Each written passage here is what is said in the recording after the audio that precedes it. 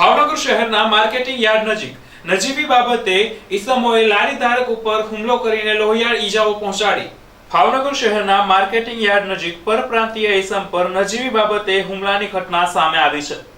મળતી વિગતો અનુસાર માર્કેટિંગ યાર્ડ નજીક સિઝનલ ફળોનું વહેંચીને ગુજરાન ચલાવતા પરપ્રાંતીય વ્યક્તિને તેઓની નજીક આવેલ નોનવેજની લારી ધારકે કોઈ કારણોસર બોલાચાલી કરીને ત્યાંથી લારી હટાવવાનું કહ્યું હતું તેમજ ધમકી આપીને હેરાન કરતા હોવાથી પરપ્રાંતીય ઈસમે નજીકના પોલીસ સ્ટેશન ખાતે તે અંગે ફરિયાદ નોંધાવી હતી, જેની દાજ રાખીને બીજા દિવસે જ્યારે પરપ્રાંતીય ઈસમ પોતાના કોઈ કામ સબબ ત્યાંથી પસાર થઈ રહ્યો હતો, જે દરમિયાન માર્કેટિંગ યાર્ડ નજીક તેમજ તેઓના ઘરે તેઓના રૂમમાં 10 થી 15 લોકોએ આવી જઈ તેના પર હુમલો કર્યો હતો, જેના પગલે ઈસમ તથા તેના પુત્રને લોહિયાળ ઈજાઓ પહોંચી હતી।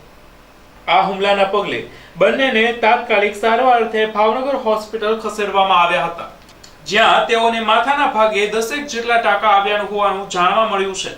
આમ જાણે શહેરમાં પોલીસનો કોઈ જ ભય જ ન હોય તેમ હુમલાઓ વધી રહ્યા હોવાનું લોકમુખે ચર્ચાયું હતું।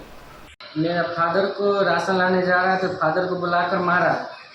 इसके बाद माथा कुछ हुआ, पुलिस केस करने के बाद कुछ नहीं सुनाई लिया है अभी तक। और इसके बाद 2-4 दिन बाद आकर उसको रूम में घुसकर 10-15 जना से आकर पीटा है।